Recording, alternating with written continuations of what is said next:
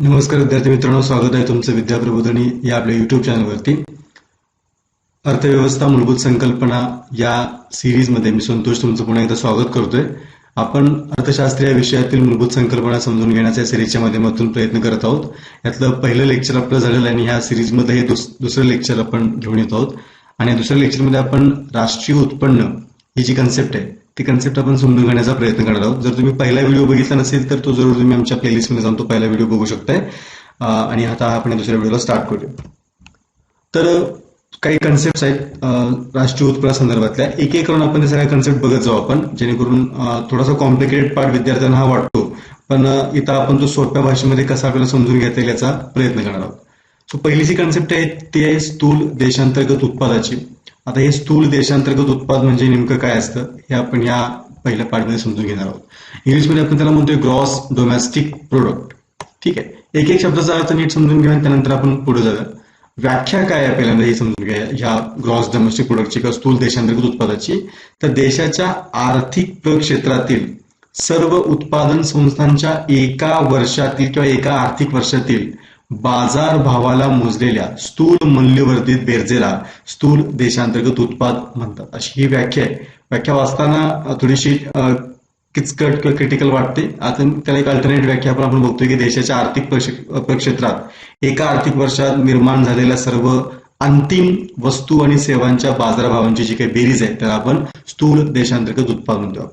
आपण पहिल्या टप्प्यामध्ये मे बी थोडीशी व्याख्या दोन्ही तुम्हाला थोडेसे डिफिकल्ट वाटू शकतात, पण आपण व्याख्या समजून घेण्याच्या आधी त्याच्यातले जे काही शब्द आहेत त्याच्या आलेले शब्द आहेत त्यांचा अर्थ समजून घेऊ, म्हणजे व्याख्या समजायला अजून जास्त इझी होऊन जाईल. काय काय शब्द महत्वाचे याच्यामध्ये, तर भौगोलिक सीमा किंवा भौगोलिक सीमेच्या अंतर्गत असणाऱ्या निवासी व्यक्ती ही याच्यामध्ये एक महत्वाची कन्सेप्ट आहे. आर्थिक वर्ष फायनान्शियल इयर ज्याला म्हणतो आपण ती याच्यामधली एक महत्वाची कन्सेप्ट आहे.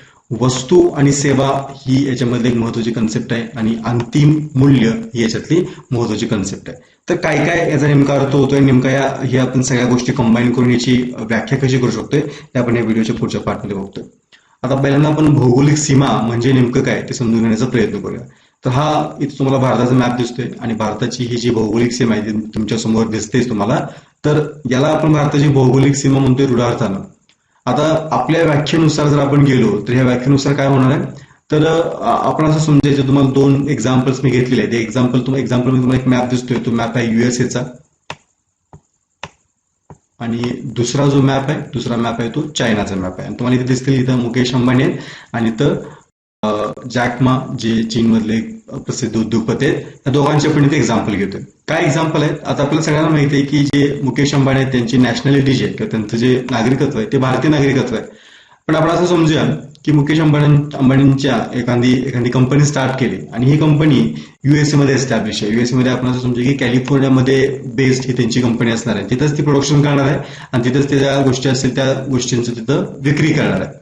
आता मुद्दा असा आहे की मुकेश अंबानींची नॅशनॅलिटी तर काय आहे की आपण म्हणतोय की भारतीय आहेत ते, पण त्यांची कंपनी कोणत्या देशामध्ये काम करते किंवा कोणत्या देशामध्ये स्थापन आहे, युएसए मध्ये स्थापन आहे. तर जी आपण आता व्याख्या बघितली, जिथं आपण बघतोय की देशाच्या आर्थिक क्षेत्रातील सर्व उत्पादन संस्था म्हणल्या आपण, आणि याच्यामध्ये भौगोलिक सीमा किंवा निवासी व्यक्ती फार महत्वाचा आहे.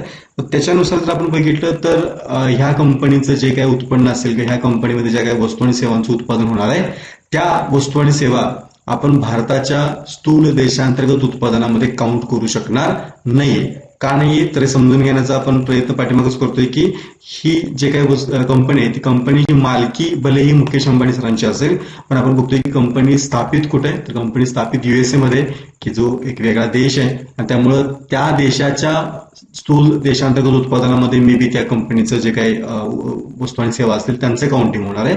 भारताच्या भौगोलिक सीमेमध्ये ही कंपनी असल्यामुळे त्याचं इथं काउंटिंग होणार नाहीये. तसंच आपण एक वाईस वर्सा वेगळे एक्झाम्पल बघतोय की जॅकमा हे चीनमधले एक मोठे उद्योगपती आहेत. आता ते ई कॉमर्स मध्ये काम करतात, पण आपण एक्झाम्पलसाठी घेतलेलं आहे की ते चीनमधले, त्यांचे नागरिकत्व चीनचं आहे. पण असं आपण समजा की जॅकमाने काय केले की भारतामध्ये आले, त्यांनी भारतामध्ये पश्चिम बंगालमध्ये काय केले की एक त्यांचा प्लांट उभा केलाय आणि त्या प्लांटच्या अंतर्गत ते इथं वस्तू आणि सेवा प्रोडक्शन करतायत आणि त्याचं वितरण देखील करतायत, त्याचं विक्री देखील इथं करतायत. तर आता इथं आपण बघतोय की ही जी कंपनी आहे त्या कंपनीचे मालक हे भारतीय आहेत का, तर कंपनीचे मालक भारतीय नाही आहेत, तर ते चीन जे आहेत. आणि तरी देखील बघतोय आपण कंपनी स्थापित कुठे आहे, तर कंपनी स्थापित भारताच्या भौगोलिक क्षेत्रामध्ये. आणि म्हणून आपण भारताच्या ग्रॉस डोमेस्टिक प्रोडक्ट मध्ये किंवा ज्या भारताच्या स्थूल देशांतर्गत उत्पन्न म्हणतो आपण, किंवा ज्याला आपण रूढ अर्थानं जीडीपी म्हणतो आपण, त्या जीडीपी मध्ये याचं काउंटिंग केलं पाहिजे का, तर जरूर केलं पाहिजे. सो कन्सेप्ट मी समजून घ्या की तर भारताचं प्रक्षेत्र फार महत्वाचं आहे, की जी बाउंड्री म्हणतो आपण ती बाउंड्री फार महत्वाची आहे. आणि या भौगोलिक सीमेच्या आतमध्ये होणाऱ्या सगळ्या प्रकारच्या वस्तू आणि सेवांचं जे काही उत्पादन आहे त्याला आपण काय करतोय की या जीडीपीच्या अंतर्गत काउंट करतो. आता पुढं आपण जे म्हणलो की भारताचं भौगोलिक प्रक्षेत्र म्हणजे नेमकं काय काय असणार आहे, तर भारताच्या भौगोलिक प्रक्षेत्रामध्ये काय काय गोष्टी आहेत ते मेन्शन केल्या आहेत. पहिली गोष्ट आपण मेन्शन केली ती म्हणजे की भारताचं क्षेत्र, ही जी तुम्हाला भारताची टिपिकली बाउंड्री दिसते, तर ही पूर्ण बाउंड्री त्या प्रक्षेत्रामध्ये आपण काउंट करतोय. त्याचबरोबर भारताची वॉटर टेरिटरी देखील याच्यामध्ये काउंट होईल. वॉटर टेरिटरी हा एक वेगळा प्रकार असतो. साधारणतः भारताच्या भू क्षेत्रापासून किंवा जमिनीपासून समुद्रामध्ये 200 नॉटिकल मैल पर्यंत तुम्हाला हे सगळं बघायला मिळेल. त्यानंतर भारताचे परदेशातील जे दूतावास आहेत तर ते देखील तुम्हाला काय करायला लागतील की याच्यामधले ह्या भौगोलिक प्रक्षेत्रामध्ये काउंट करायला लागतील. आणि भारताचा भूप्रदेशिक सागरी प्रदेश जो आपण आत्ताच बघितले की साधारणतः 12 नॉटिकल मैल पर्यंतचा हा भाग असतो आणि पुढे तुमचा 200 नॉटिकल मैल पर्यंतचा एक्सक्लुझिव्ह इकॉनॉमिक झोन तुमचा असतो. हा देखील तुमचा काय की सागरी प्रदेश देखील या प्रक्षेत्रामध्ये आपल्याला काउंट करावा लागेल. पुढची जी कन्सेप्ट आहे ती आहे की आर्थिक वर्षाची, फायनान्शियल इयरची. आपल्याला सगळ्यांना माहिती आहे की भारताचं जे काही आर्थिक वर्ष आहे ते आताचं आर्थिक वर्ष 1 एप्रिल ते 31 मार्च हे आपण काय करतो की आपलं आर्थिक वर्ष म्हणून बघतो आपण. सगळे आर्थिक जे व्यवहार असतात ते आर्थिक व्यवहार ह्या आर्थिक वर्षामध्ये आपण काउंट करतो. त्यामुळे आपण म्हणतो की 2020-21 किंवा 2021-22 अशा प्रकारे आपण आपलं आर्थिक वर्ष काउंट करतो. पाठीमागचं रिझनच आहे की आपण ते 1 एप्रिल पासून काउंट करतो ह्या वर्षीच्या, आणि पुढच्या वर्षीच्या 31 मार्च पर्यंत तुमचं काय होतं की ते आर्थिक वर्ष सुरू राहतं. पुढची जी कन्सेप्ट याच्यामध्ये होती ती होती की अंतिम वस्तूंची. आता ही कन्सेप्ट थोडीशी समजून घेणं महत्वाचे आहे, कारण का वस्तू ज्या असतात त्या वस्तू दोन प्रकारच्या असतात. एक असते मध्यावधी वस्तू म्हणून आपण त्याला, किंवा मिडिएटर गुड्स म्हणतो आपण त्याला, आणि दुसरं असते अंतिम वस्तू. इथे काही मी फोटोज दिलेले आहेत, तुम्ही बघू घेता. टायर्स आहेत गाडीच्या, इथं गाडीचे अजून काही पार्ट्स तुम्हाला बोनेट्स वगैरे बघायला मिळतात. इथं तुम्हाला गाडीचं इंजिन बघायला मिळते. इथं अजून काही तुम्हाला विंडशील्ड असतील किंवा तुम्हाला मिरर्स असतील, अजून काही इंडिकेटर्स वगैरे असतील, अजून काही फॅन्स वगैरे असतील, हे तुम्हाला बघायला मिळतात. शॉक ऑब्झर्वर वगैरे गोष्टी बघायला मिळतात. सो आपण ज्यावेळेस गाडी खरेदी करण्याचा विचार करतो त्यावेळेस आपण काय खरेदी करतो, तर आपण जसं तुम्हाला या चित्रामध्ये दिसते की आपण जाऊन ब्रँड न्यू कार खरेदी करतो. आपण असं नाही करत की आपण एका दुकानातून टायर स्वस्त मिळते म्हणून टायर खरेदी केल्या, एका दुकानामध्ये इंजिन स्वस्त मिळते म्हणून इंजिन खरेदी केलं, घरामध्ये आणून आपण काय केलं की पूर्ण गाडी असेंबल केली. तर असं होणार नाही, की असं करू नये, लोक आपल्यावरती हसतील. आपण काय करतो की ब्रँड न्यू कार खरेदी करतो. तर आपण बघितलं की कार इथे दिसते तुम्हाला, पण आपण जे आता पाठीमागे सगळे प्रोडक्ट्स बघितले, हे सगळे जे प्रोडक्ट्स तुमच्यासमोर दिसत आहेत, हे सगळे प्रोडक्ट गाडीमध्ये युज केलेत का, तर यस, सगळे प्रोडक्ट्स तुमच्या गाडीमध्ये युज केलेत. पण यांना आणि याच्यामध्ये फरक आहे. ठीक आहे, ह्या काय आहेत, या मध्यावधी वस्तू आहेत, कारण का ह्या आपण डिरेक्टली बाजारामध्ये त्याच्या आपण विकू शकत नाही, कोण घेणार पण नाही तुमच्या. या मात्र कशी आहे की ही फायनल गुड आहे, अंतिम वस्तू आहे, आणि यालाच काय असेल की तुमच्या मार्केटमध्ये काय असते की पूर्ण मागणी असते. सो अंतिम वस्तूचा अर्थ कळतोय का, जी तुम्ही डिरेक्टली रेडी टू यूज असते. जे ग्राहक काय करतात की लगेचच जाऊन त्यांच्या घरामध्ये किंवा त्यांच्या पूर्ण जे कन्झ्युम्शनसाठी म्हणतो आपण त्याला यूज करू शकतात, कुठल्याही प्रोसेसिंग शिवाय.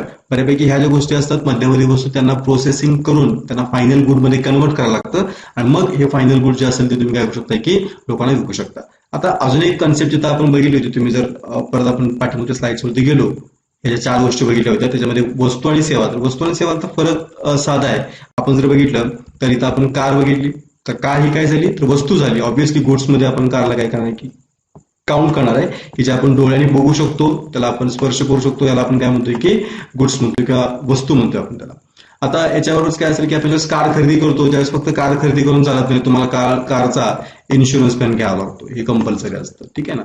सो इन्शुरन्स काय झाली, तर इन्शुरन्स ही एक प्रकारची सर्व्हिस आहे, सेवा आहे, लक्षात ठेवा. सो मी त्या एक्झाम्पलसाठी सांगतोय तुम्हाला की वस्तू आणि सेवांच्या मध्ये फरक काय असतो.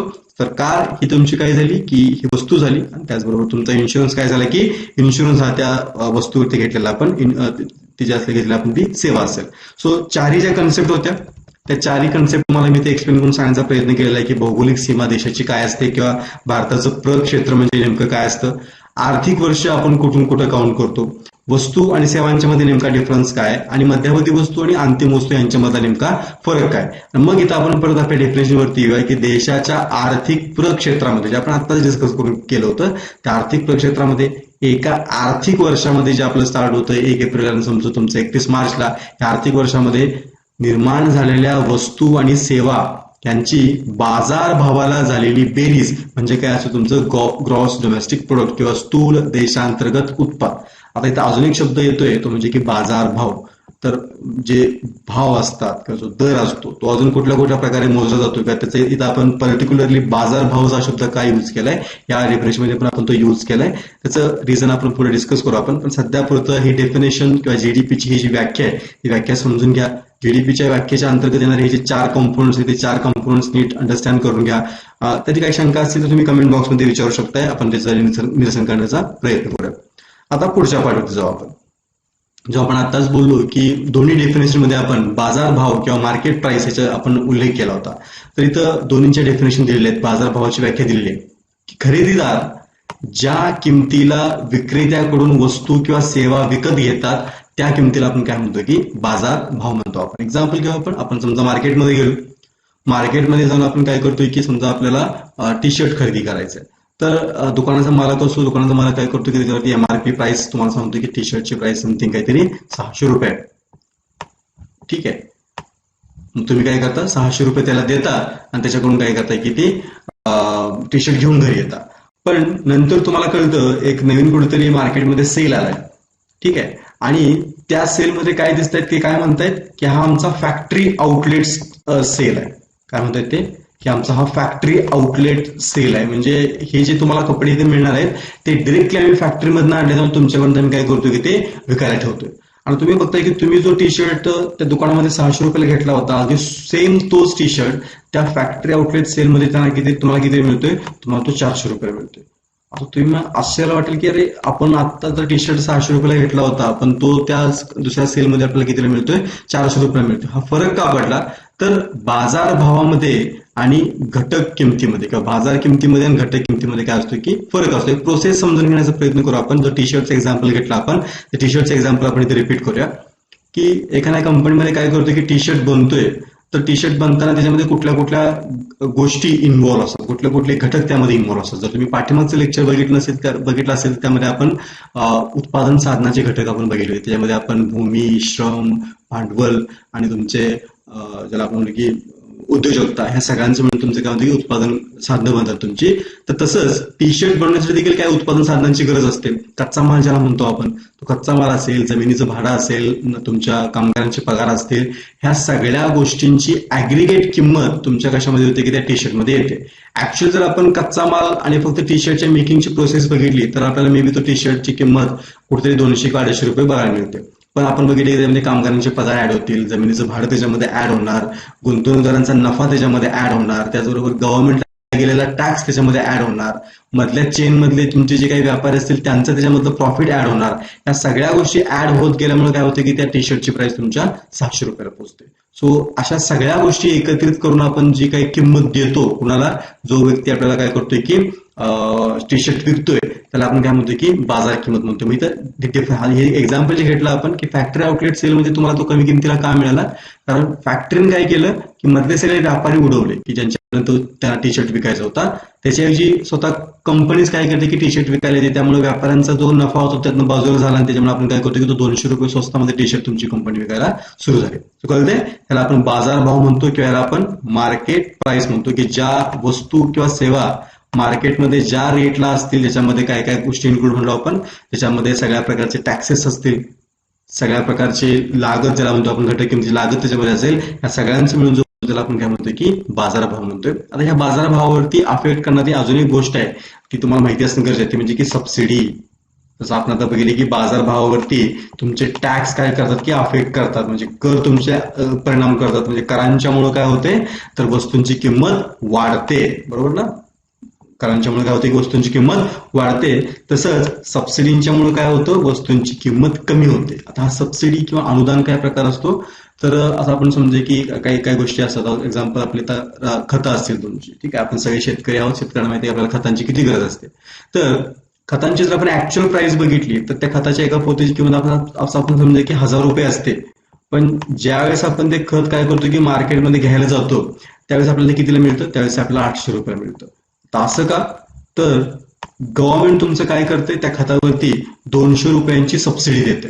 अनुदान देते. कोणाला? त्या खत कंपनीला. ते खत कंपनीला काय सांगतं गव्हर्नमेंट, तुमचं सरकार काय सांगतं की तुम्ही काय करा की लोकांना हे जे खत आहे ते खताचं पोतं 800 रुपयाला विका, वरचे 200 रुपये आम्ही तुम्हाला देतो.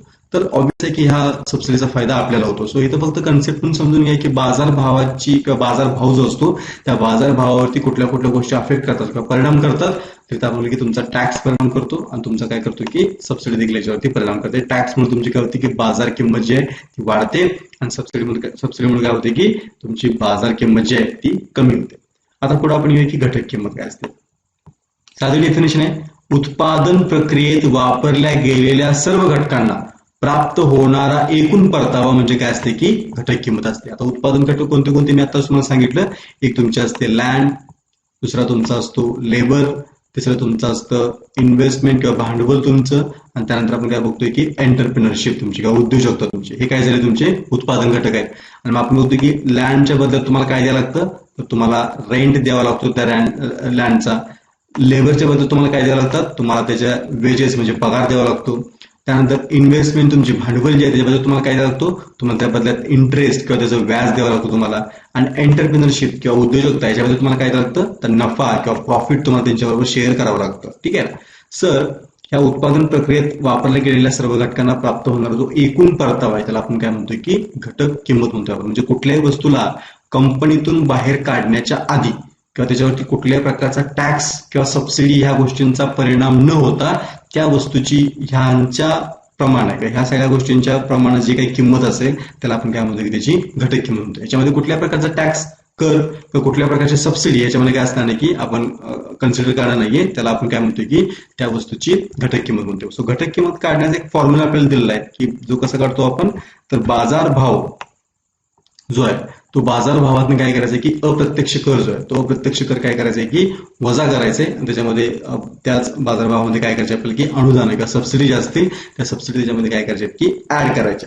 आता लक्षात घ्या की अप्रत्यक्ष कर वजा काय करायचा, कारण अप्रत्यक्ष कर जो आहे तो तुमच्या सरकारकडे काय जाणार आहे की परत त्यांच्याकडे रिटर्न मध्ये जाणार आहे आणि अनुदान त्यांच्याकडे काय होणार आहे की तुमच्याकडे येणार आहे. त्यामुळे तुम्ही फक्त इथं समजून घ्या डेफिनेशन पुरतं की घटक किंमत काढताना आपल्याला काय करायला लागेल की जो अप्रत्यक्ष कर आहे की जो परत सरकारकडे तुमचे रिटर्न जातो तो त्यातनं आपल्याला वजा करायला लागणार आहे. आणि जी अनुदान असतात की जी सरकारकडनं तुमच्याकडे येतात त्याच्यामध्ये काय काय करायला लागतील की प्लस करायला लागतील, ऍड करायला लागतील. कारण का त्याच्या तीच तुमचे काय असेल की म्हणजे ह्या 4 घटकांच्या बरोबर तुमचा सबसिडी पण त्याच्यामध्ये काय करायला लागेल की ऍड करायला लागेल. म्हणजे ह्याच्यामुळे तुमच्या त्या वस्तूंची फायनल किंमत ठरणार. सो ह्या दोन कन्सेप्ट समजून घ्या, बाजारभाव आणि घटक किंमत किंवा मार्केट प्राइस, आणि याला आपण फॅक्टर कॉस्ट म्हणतो. आपण त्याला काय म्हणतो, आपण फॅक्टर कॉस्ट म्हणतो आपण.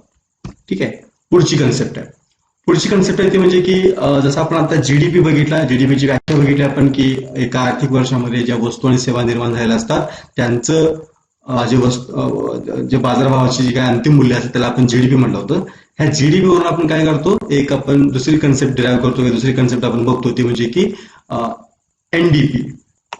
जीडीपी प्रमाणे आपण काय बघतो, दुसरी कन्सेप्ट त्याला जोडूनच असणारी एनडीपी, ज्याला इंग्लिशमध्ये आपण काय म्हणतो नेट डोमेस्टिक प्रोडक्ट किंवा निव्वळ देशांतर्गत उत्पाद. आता हे काय, इथं आधी त्याची व्याख्या दिलेली आहे की स्थूल देशांतर्गत उत्पाद वजा घसारा.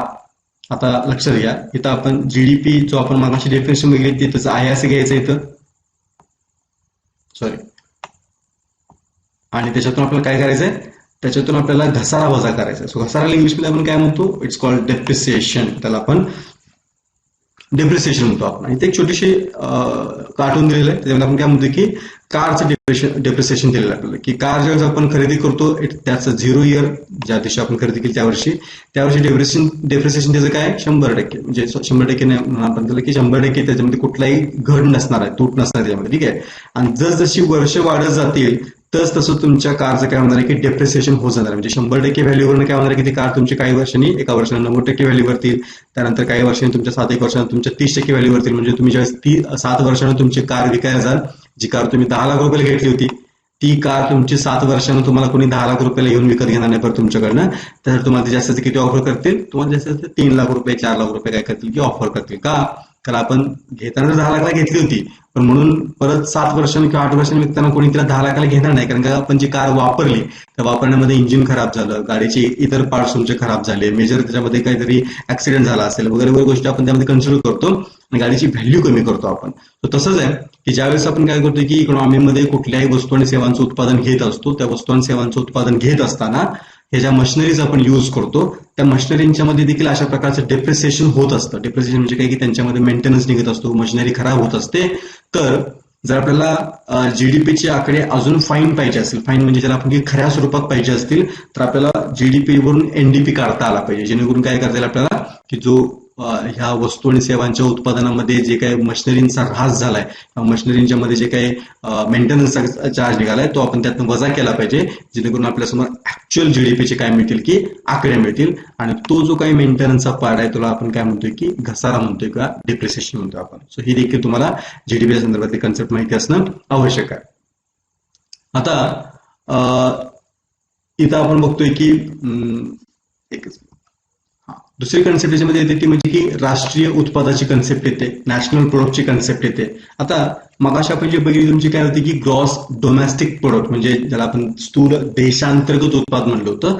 आता आपण काय बघतोय की राष्ट्राचं उत्पन्न बघतोय आपण की आपल्या देशाचं म्हणून काय उत्पन्न असेल. आता सध्या फक्त आपण काय केलं की बाउंड्रीजचा विचार केला.